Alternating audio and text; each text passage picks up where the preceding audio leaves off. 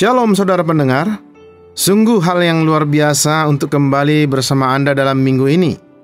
Saya begitu bersyukur bahwa Anda adalah pendengar setia terhadap program Firman hari ini. Bersama saya Pendeta Islomanik dalam program Firman hari ini dengan topik kesalehan. Selamat mendengarkan.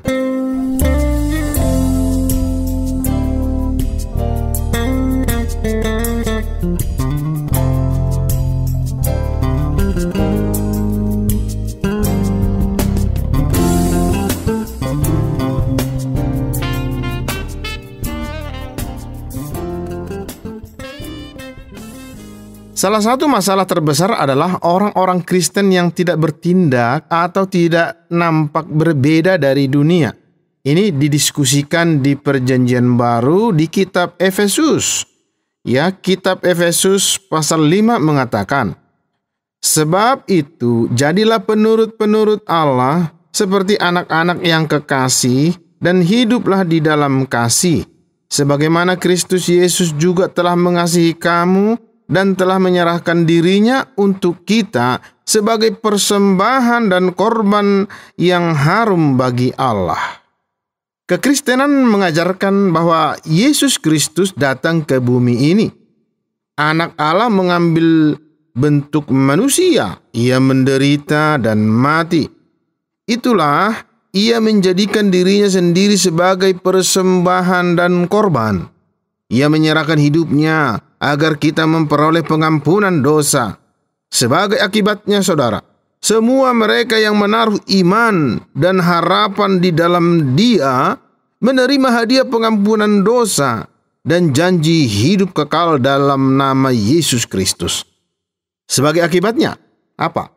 Seseorang yang menjadi seorang Kristen seharusnya benar-benar berubah. Ini harusnya sekarang menjadi cara baru hidup kita, cara baru hidup Anda. Ini adalah pembalikan total dari keduniawian. Saudara pendengar, ada banyak hal saya tidak suka mengenai penurut atau peniru. Imitasi seringkali berarti palsu, berpura-pura atau buatan, dan itu tidak sama dengan hal yang nyata. Saya ingat bertumbuh dan melihat bunga-bunga dan tanaman-tanaman kecil, pohon-pohon, benda-benda yang tiruan, dan semua itu terlihat jelek. Mirip pun tidak, saudara. Dalam cara yang sama, ada sesuatu yang amat real atau benar mengenai orang yang sungguh mengasihi Tuhan Yesus. Seorang yang sungguh beriman dalam Yesus Kristus, hidupnya akan menjadi otentik dengan Roh Kudus. Cara pandang dan pola pikir orang ini keseluruhannya berbeda. Kita sekarang hidup untuk menyenangkan Allah, bukan untuk menyenangkan keinginan daging kita yang berdosa ini loh. Kata-kata kita berbeda dan proses berpikir kita juga berbeda.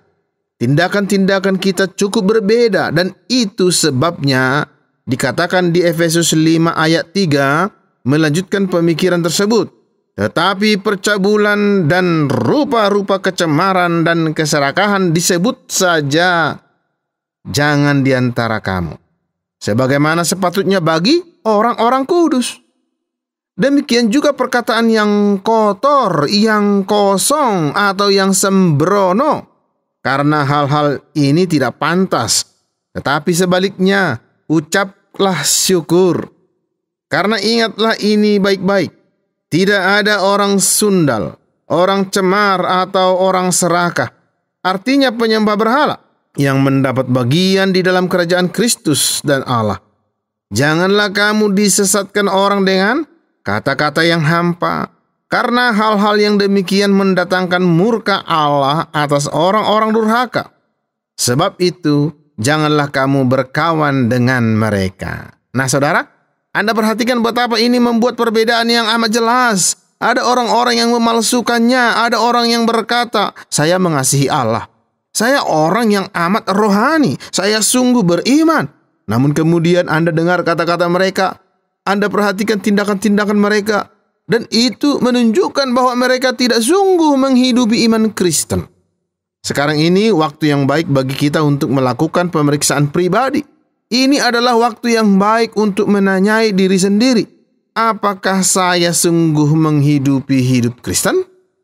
Saudara pendengar, dalam Perjanjian Lama dari kitab Habakuk mengatakan, orang benar akan hidup oleh imannya. Inilah yang Tuhan cari. Orang-orang Kristen harus berdiri dengan suatu kekontrasan yang amat mencolok terhadap dunia, terhadap orang-orang yang hidup bagi dirinya sendiri di sini dan sekarang. Orang Kristen, seperti dikatakan di ayat 3, tidak ada tanda-tanda yang terkait dengan percabulan. Pikirkan saja semua perilaku cabul dan tak senonoh yang dimaklumi.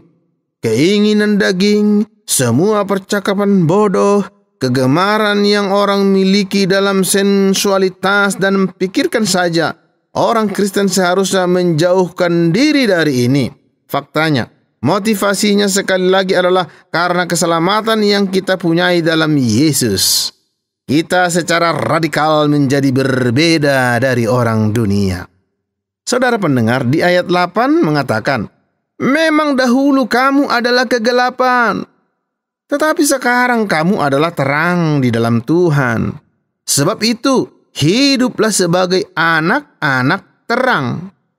Nah, ada sebuah frasa yang menarik yang disebutkan di sini, saudara.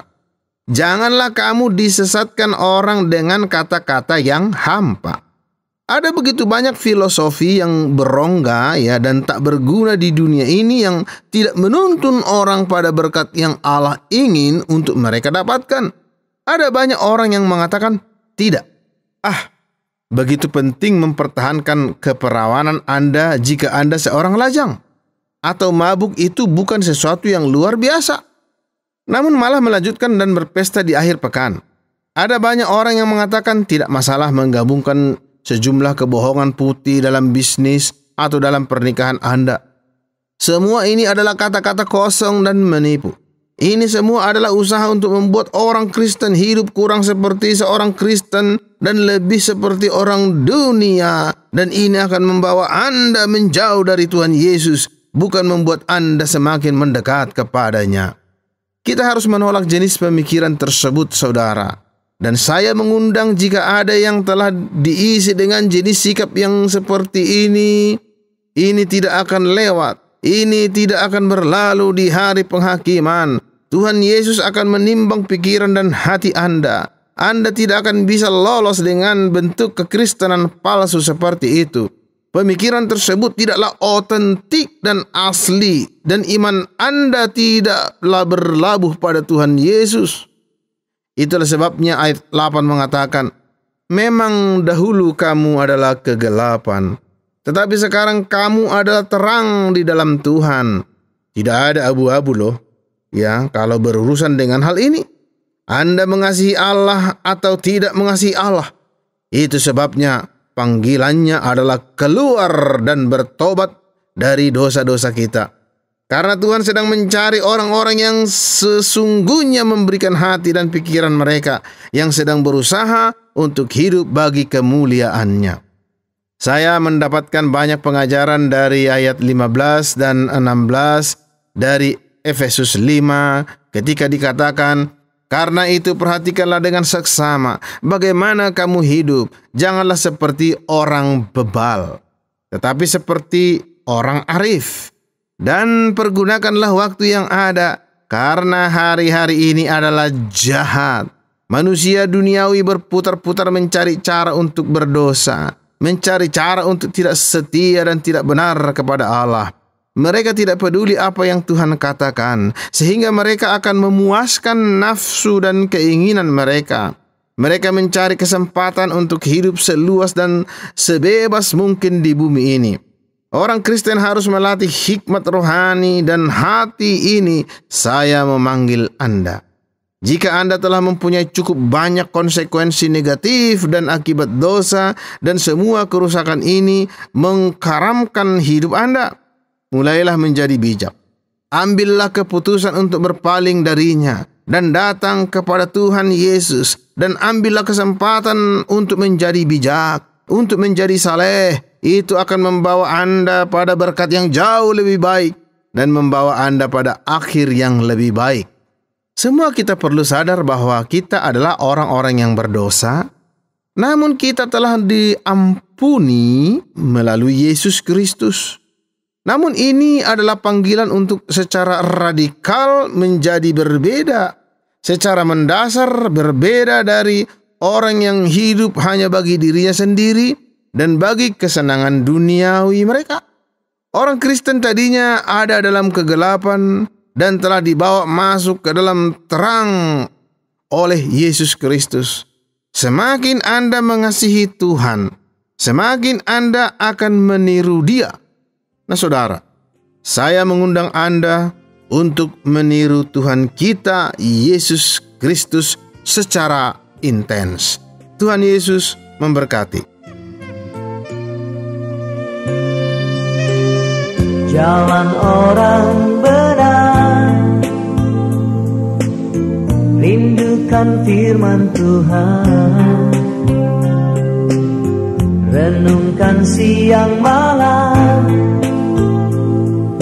nyata dalam perbuatan.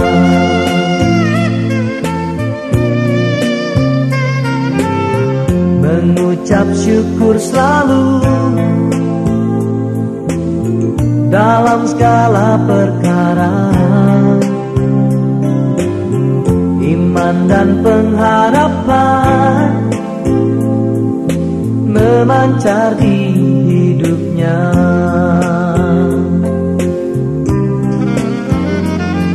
Seperti pohon di tepian sungai, tahan angin yang menerpa, berbuah banyak, berakar kuat, yang dikerjakan berhasil. Semuanya akan menjadi nyata bila kita di dekatnya. Percayalah, kau tak sendiri lagi, Tuhan selalu ada,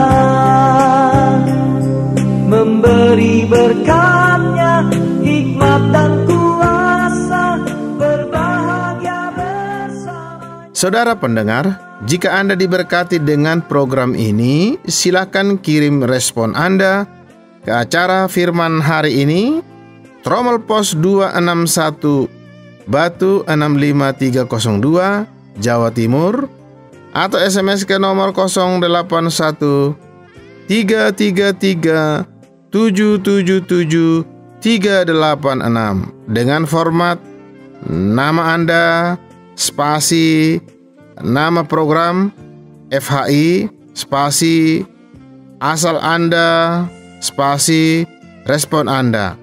Akhirnya, saya Pendeta Eslomanik mohon diri dari ruang dengar Anda. Sampai jumpa. Dalam segala perkara, iman dan pengharapan memancar di hidupnya.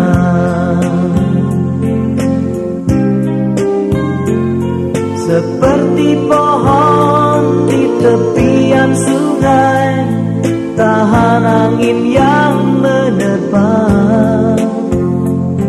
berbuah banyak, berakar kuat, yang dikerjakan berhasil. Semuanya akan menjadi nyata bila kita di dekatnya.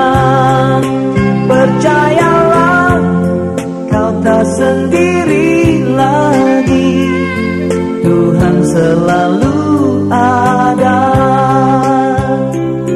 memberi berkat-Nya, hikmat dan kuasa, berbahagia bersamanya.